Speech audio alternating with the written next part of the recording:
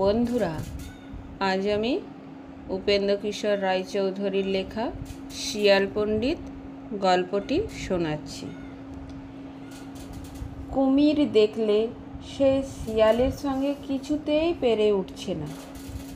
তখন সে ভাবলে ও ঢের লেখাপড়া জানে, তাতেই খালি আমাকে ফাঁকি দেয়। আমি মূর্খ লোক, তাই তাকে আটকাতে পারি না। অনেকক্ষণ ভেবে কুমির এই ঠিক করলো যে নিজের 7টা ছেলেকে শিয়ালের কাছে গিয়ে খুব করে লেখাপড়া শেখাতে হবে। তারপরের দিনই সে ছানা 7টাকে সঙ্গে করে নিয়ে শিয়ালের বাড়ি গিয়ে উপস্থিত হলো। শিয়াল তখন তার গর্তের ভেতরে বসে কাঁকড়া খাচ্ছিল। কুমির এসে ডাকলে, শিয়াল পণ্ডিত, বাড়ি আছো? শিয়াল বাইরে এসে বললে, কি ভাই, কি মনে করে? কুমির বললে, ভাই, এই আমার ছেলে 7টাকে তোমার কাছে এনেছি। মূর্খ হলে করে খেতে পারবে না। তুমি যদি এদের একটু লেখাপড়া শিখিয়ে দাও। শিয়াল বললে, সে আর বলতে, আমি 7 দিনে 7 জনকে পড়িয়ে পণ্ডিত করে দেব। শুনে কুমির তো খুব খুশি হয়ে ছানা 7টাকে রেখে চলে গেল। তখন শিয়াল তাদের একটাকে আড়ালে নিয়ে বললে, পড় তো বাপু, কানা খানা গানা ঘানা, কেমন লাগে কুমির ছানা? এই কথা বলেই সে তার ঘাড় ভেঙে খেয়ে ফেললে। পরের দিন যখন কুমির তার ছানা দেখতে এলো, তখন শিয়াল তাদের একটিকে একবার করে গর্তের বাইরে এনে দেখাতে লাগলো। 6টিকে 6 বার দেখালে, শেষের বারটা দেখালো 2 বার। বোকা কুমির তো বুঝতে না পেরে ভাবলে 7টাই এখানে রয়েছে। তখন সে চলে গেল। আর অমনি শিয়াল ছানাগুলো একটা আড়াল করে নিয়ে বললে, পড় তো বাপু, কানা খানা গানা ঘানা, কেমন লাগে কুমির ছানা? পরদিন কুমির তো ছানা দেখতে এলো। শিয়াল একটিকে গর্তের বাইরে এনে 5 বার 5টাকে দেখালো, শেষটিকে দেখালো 3 বার। তাতেই কুমির খুশি হয়ে চলে গেল। তখন শিয়াল ঠিক আগের মতো করে আর একটা ছানাকে খেলো। এমনি করে সে রোজ একটি করে ছানা খায়, আর কুমির এলেই তাকে ফাঁকি দিয়ে ভোলায়। শেষে যখন একটি ছানা বই আর রইল না, তখন সেই একটিকেই 7 বার দেখিয়ে সে কুমিরটিকে বোঝালো। তারপর কুমির চলে গেল, সেটিকেও খেয়ে ফেলল। তারপর আর একটিও রইল না। তখন শিয়ালিনী বললে, এখন উপায়? কুমির এলে দেখাবে কি?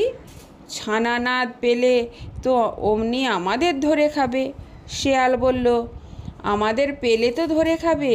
নদীর ওপারে বনটা খুব বড়, চলো আমরা সেখানেই যাই, তাহলে কুমির আর আমাদের খুঁজে বার করতে পারবে না। এই বলে শিয়াল শিয়ালিনীকে নিয়ে তাদের পুরনো গর্ত ছেড়ে চলে গেল। এর খানিক বাদেই কুমির এসেছে। সে এসে শিয়াল পণ্ডিত শিয়াল পণ্ডিত বলে কত ডাকলো, কেউ তার কথায় উত্তর দিল না। তখন সে গর্তের ভেতর বার খুঁজে দেখল শিয়াল ও শিয়ালিনী নেই, খালি তাদের ছানাদের হাড়গুলো পড়ে আছে। তখন তার খুব রাগ হলো, আর সে চারিদিকে ছুটোছুটি করে শিয়ালকে খুঁজতে লাগলো। খুঁজতে খুঁজতে নদীর ধারে গিয়ে দেখলো ওই শিয়াল আর শিয়ালিনী সাঁতারে নদী পার হচ্ছে। অমনি দাঁড়া দাঁড়া হতভাগা বলে সে জলে ঝাঁপ দিয়ে পড়ল। জলের নিচে ছুটতে কুমিরের মতো আর কেউ পারে না। দেখতে দেখতে সে গিয়ে শিয়ালের পিছনে একটা পা কামড়ে ধরল।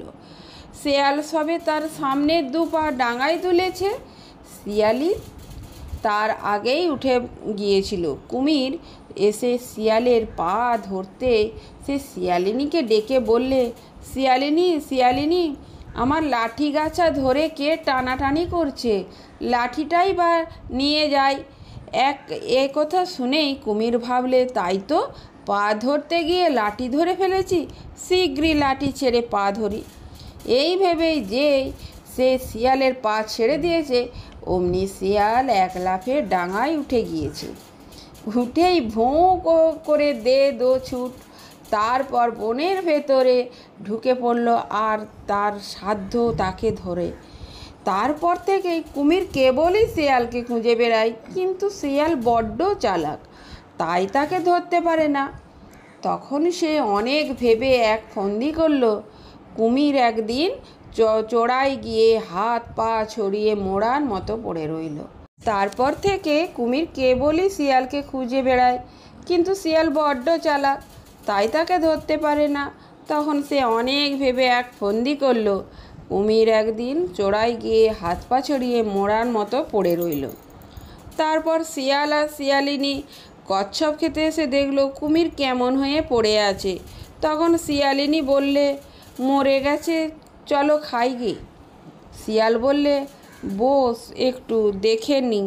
এই বলে সে কুমিরের কাছে গিয়ে একটু বলতে লাগলো, না, এটা দেখছি বড্ড বেশি মরে গেছে। অত বেশি মোড়াটা আমরা খাই না, যেগুলো একটু নড়ে চড়ে সেগুলো আমরা খাই। তা শুনে কুমির ভাবলো, একটু নড়ি চড়ি, নইলে খেতে আসবে না। এই বলে কুমির তার লেজের আগাটুকু নাড়াতে লাগলো। তা দেখে শেয়াল হেসে বলল, ওই দেখ, লেজ নড়ছে, তুমি তো বলেছিলে মরে গেছে। তারপর তারা কি আর সেখানে দাঁড়ায়? তখন কুমির বললে, বড্ড ফাঁকি দিলে তো, আচ্ছা এবারে দেখাবো। একটা জায়গায় শিয়াল রোজ জল খেতে আসতো। কুমির তা দেখতে পেয়ে সেখানে গিয়ে লুকিয়ে রইল।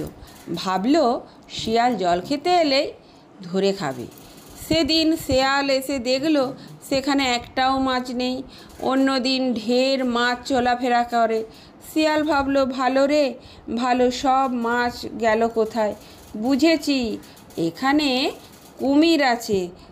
তখন সে বলল, এখানকার জলটা বেজায় পরিষ্কার, একটু ঘোলা না হলে কি খাওয়া যায়? চল শিয়ালিনী, আর এক জায়গায় যাই। একথা শুনেই কুমির তাড়াতাড়ি সেখানকার জল ঘোলা করতে আরম্ভ করলো। তা দেখে শেয়াল হাসতে হাসতে ছুটে পালিয়েছে। আর একদিন শেয়াল এসেছে কাঁকড়া খেতে। কুমির তার আগে থেকেই সেখানে চুপ করে বসে আছে। শেয়াল তো টের পেয়েই বললে, এখানে কাঁকড়া নেই, থাকলে দু একটা ভাসত। অমনি কুমির তার লেজের আগাটাকু ভাসিয়ে দিলে, কাজেই শিয়াল আর জলে নামলো না। এমনি করেই বারবার শেয়ালের কাছে ঠকে গিয়ে কুমির ভারী লজ্জা পেল। তখন সে আর কি করে মুখ দেখাবে? কাজেই সে তার ঘরের ভেতরে গিয়ে বসে রইল।